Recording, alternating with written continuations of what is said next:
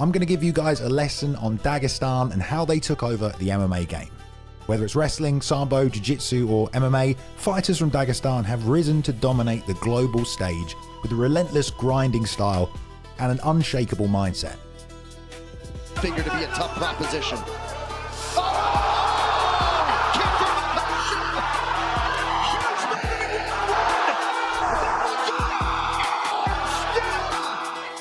One name put the country on the map, Khabib Nurmagomedov, and his undefeated reign in the UFC gave way to a growing wave of prospects across the mountains of Dagestan. It's a region of the world that is now synonymous with elite level combat. And in this video today, I'm going to break down step by step the tactics he used to dominate. But first of all, you might be asking, how did a small republic in the North Caucasus become the world's most feared fighting factory? Dagestan is a republic within the Russian Federation. With over 30 ethnic groups and more than a dozen languages, Dagestan is one of the most culturally diverse and complex regions in Russia. Its history has been marked by constant conflict, and wrestling has been a part of that Dagestani culture for centuries. But it was during the Soviet era that it became systemized through state-backed sport. And that aligned perfectly with a culture built on toughness and competition.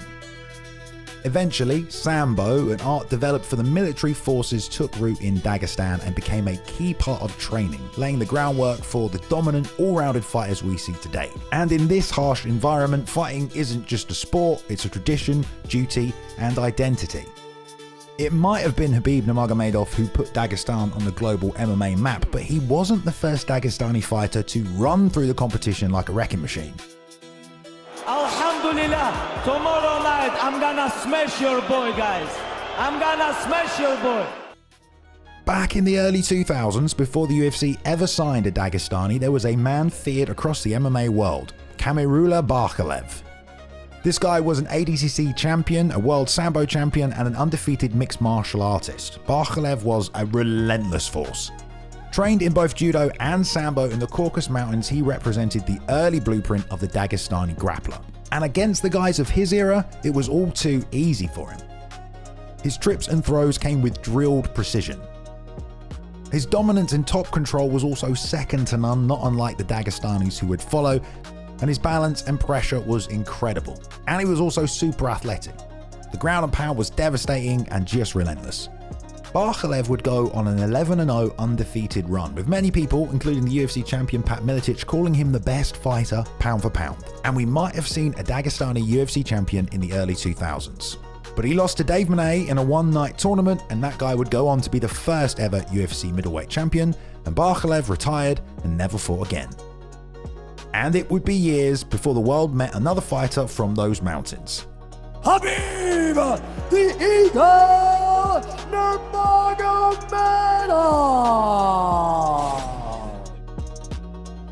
Before he became a UFC legend, Khabib was a boy wrestling on snowy ground in Dagestan. Trained by his father, Abdulmanap, a master of Sambo and student of the legendary Volkan. Abdulmanap blended judo, wrestling and Sambo into a system built on control, endurance and discipline, turning Khabib into his prototype. By his teens, Khabib was already dominating grown men in national Sambo tournaments. When he entered the UFC, Khabib was still raw with limited striking, but evolving tactics, and even then, no one could stop him. Early on, in this case, tries to counter-throw Khabib, but does not have his feet planted, and so Khabib ends up on. Fast forward a few fights later in his career, and he's taking on the future lightweight champion, Rafael dos Anjos.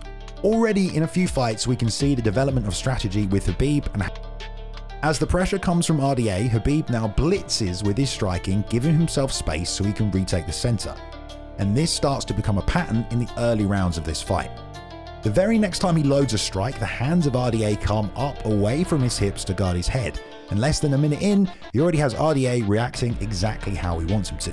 The level changes, fakes, and then constant pressure push RDA to the cage until Khabib feels he has the right distance to step in, throw, and immediately hit the level change.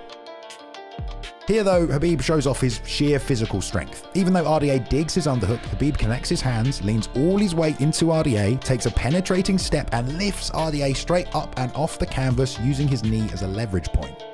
Eventually then using his right knee behind the legs of RDA to break his posture and complete the takedown. And even though they might have been crazy, these entries into his strikes constantly kept his opponents guessing. Here, a lead hook brings up the hands of RDA once more before Khabib again immediately level changes to the hips. And again, even with an underhook from RDA, Khabib locks his hands, takes his step in between the legs, and when that happens, he almost always completes.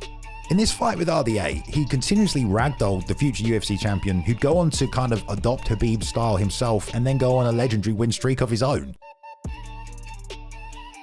But an injury would force Khabib to the sidelines for 2 years. 2014, when I just beat Rafael dos Anjos, I tore my ACL. This is like crazy injuries. I tore my ACL. After that, I tried to come back. Almost 1 year, I recover. Again, ACL, 1 more year. In his return to the UFC though, he would only be more dominant and more ruthless and get more and more traction. Early on against Darrell Horcher, Khabib's lead hand play and fakes do not get much of a reaction. Darrell is determined to hold the center of the octagon and does not give up space. But Khabib knows that as long as he keeps threatening the shot, Horcher will have to retreat, and this continuous pressure is just too much for Darrell. He keeps getting pushed back until there's little cage real estate behind him, and Khabib level changes as many times as he needs. A fake here from Khabib has Darrell transfer his weight onto his back leg, and Khabib uses this as his moment to shoot. As Horcher has planted, he can't easily exit the space he needs. He tries to pull his lead leg away, but it has no space to travel because his back foot is planted. He instead has to start moving his back foot to create space, but it's too late and Khabib is already on his lead leg. But again, as you can see, Khabib is on his knees, but this form of momentum carries him as he right steps his leg all the way through and then brings his back left leg up to take a big step off his foot and drive Darrell into the cage. He's now close enough and deep enough on the shot that he can complete his takedown against the cage. And here he doesn't just suck out the base, he completely lifts and turns him away from the cage, carrying him back to the center of the canvas. So not only does Khabib use the cage to help complete his own takedowns, but he will then take it away from his opponents to stop them from being able to get up. It's genius. To the body and head. You know, this could easily be stopped, and it wouldn't be a bad stoppage. It is right there. And it's all over. His next performance, though, would also put a stamp in everyone's minds on how dominant and ruthless Dagestani wrestling is. Michael Johnson was an athletic guy and used to a lot of wrestlers level changing on him. He even has a background in freestyle wrestling himself. When Khabib didn't set up his shots, Johnson's sprawl was explosive. This time though, Khabib leads with his jab as Johnson slips and plants his feet. Khabib reaches forward and grabs a collar tie. Now Khabib has made connection to the body of Johnson and level changes. But again, Johnson's able to sprawl and even pull his leg away, knowing that's the leg Khabib was looking to attack with the low single. Johnson tries to snap Khabib down, but he stands, collecting the right underhook at the same time, and then he drives forward, reaching to reap the same right leg of Michael that he pulled away before, and Johnson's able to use his overhook and frame on Khabib's head to break this posture and stop the shot. Khabib, though, once again is on his knees. It's somewhere we see him a lot and not somewhere that people can usually finish takedowns from. But this is also how strong this guy is. Still on his knees, he uses his underhook to push Michael to the cage. And of course, once he got on top of Johnson, he absolutely started to destroy him. As Johnson starts to turn his back to avoid the shots, we saw another weapon in the arsenal of the Dagestani fighters. Khabib takes his right hand and collects the far side arm of Michael, pinning it behind him. Khabib then takes his head to push down and break the posture of Michael and put him flat on his back with his arm still trapped, and this position became known as the Dagestani Handcuff. He then takes his left leg and waist and sits high on the hips and the right leg of Michael Johnson, completely locking him down. And Khabib still has a hand free to land shots at will right in front of Dana White. It was a performance that broke through to casual audiences tuning into the pay-per-view. They'd seen his relentless takedowns, the Dagestani handcuff, and the way he could lock up the lower body with his legs.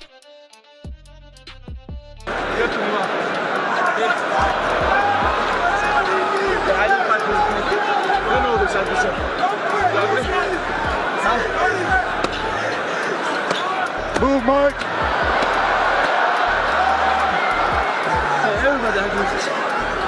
As his striking started to once again develop, it gave him more options for these takedowns and grappling as well, which he needed in his title-winning performance against Al Iaquinta. Iaquinta, despite the short notice, was very wise to the low single attack of Khabib. So Khabib started to incorporate his jab instead to set these shots up. throwing it out to bring up the hands of Al away from his body and then level changing, reaching the lead leg. Al this time though, who is very wise, again gets to limp leg out and escape.